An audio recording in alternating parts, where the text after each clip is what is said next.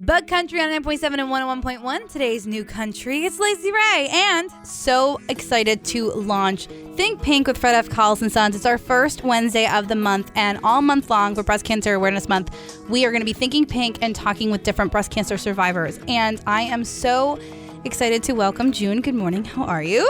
Good morning. I'm well. How are you today? I'm so good. This is one of my favorite promotions that we do, and I'm so thankful you wanted to share your story. So let's just start from the beginning.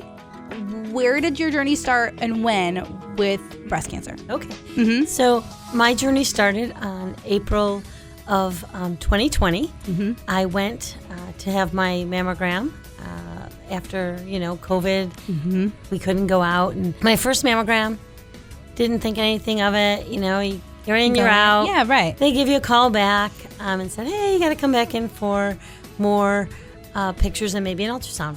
I didn't think anything of that either because that's happened to me before. Yeah. So I went back. They did more pictures. They did the ultrasound, and they asked me to wait. So, you sit in the waiting room like, okay, what's going on? They came back out, and they said, well, we have some suspicious findings. And I'm like, okay, so what do we do about that? Mm-hmm. And they're like, the next step would be a biopsy. So I said, okay, let's do it. Go ahead and do it. And then in May, I got the call from the doctor. I was at my office at work, and the doctor called and said, you have breast cancer. And I said, okay, well, now what do we do? Right. Because after you get that information, what's next? Right. Mm-hmm. Right.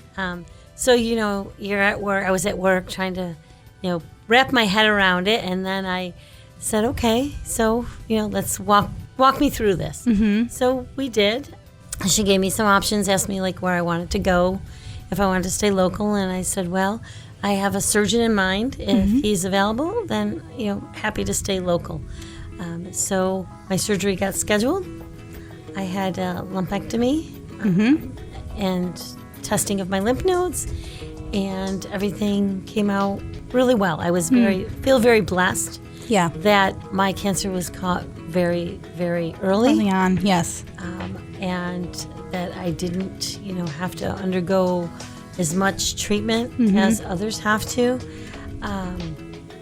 But I did do radiation. I did 15 treatments of radiation. I was very fortunate to have amazing friends. Yeah.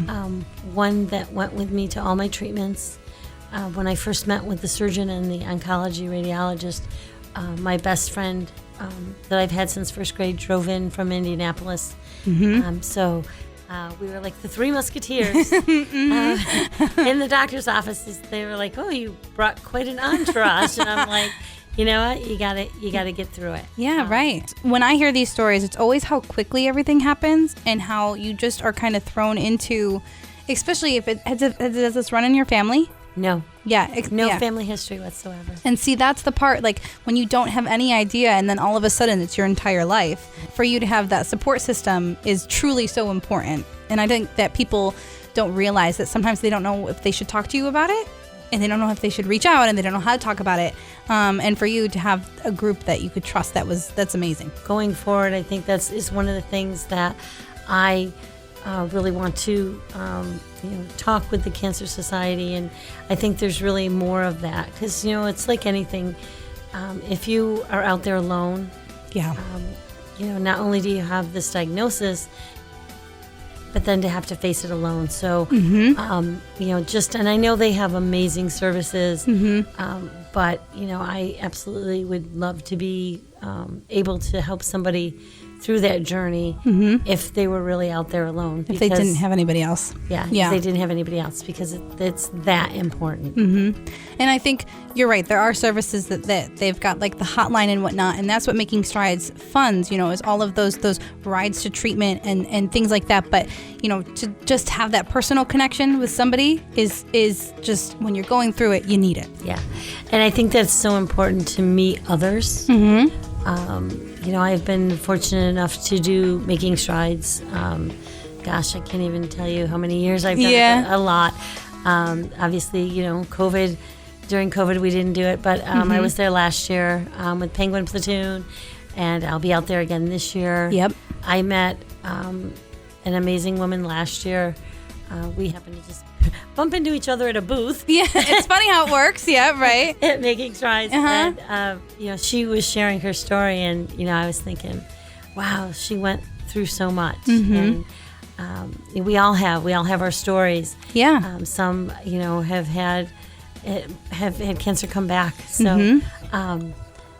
But it was just nice to have it, if you want to be a part of a group. Yes. Not that it's a great group to necessarily to be a part of, Right. but everybody is so supportive. Well, once you're in it and you meet others who are also in it with you, there's just an instant connection, I feel like. Mm-hmm. Absolutely. Yeah. And that is, that's what the amazing part is, because you can help each other, Yeah. get through the things that you need to face, and be supportive and encouraging and positive. Yeah. To fight the fight. To fight the fight. Because you need to that's what you fight. have to do. Mm-hmm. And the thing is, your one tidbit, if you could get anybody to do anything, or what would you be your advice to anybody who's listening? Go get your screenings done. I have always been an advocate of people to go and have your mammograms. Right. Because, I was very lucky to have it caught very early. And so my outcome is different than others. Yes. But, if I hadn't just gone and been persistent about, okay, COVID's over, let's go, I need to get in there and get my mammogram. I know people say that, I don't like to get them, they're painful. But trust me, nothing's more painful than having to go through all of the different things you have to go through and endure if you get that diagnosis of having cancer. That's so important. And, I think we do need to brag a little bit about how you said you're a Penguin Platoon member, and you guys are the top fundraising team here in Utica.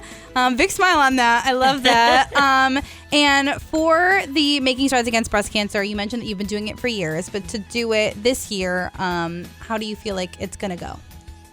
I think it will be a lot of fun. It's always exciting. It's always fun. Yeah. There's always a lot of people. Mm-hmm. It's just that camaraderie of all of those that have survived, all of the people that surround us. Yes.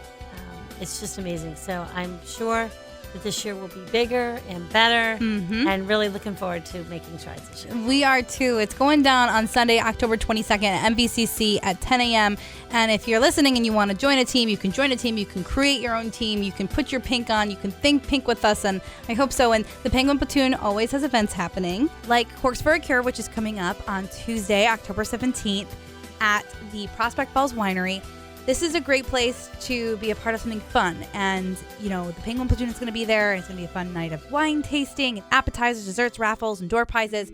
And the money raised is going to head to Making Strides Against Breast Cancer. And it's a limited amount of people, and you definitely don't want to miss out. So get your tickets ahead of time. We have links over on our website now. June, I want to just thank you so much for coming in and telling your story. It's so important, and I appreciate it so very much. You're so very welcome. Thank you. Yes, we're thinking pink with Fred F. Collis and Sons and Bug Country.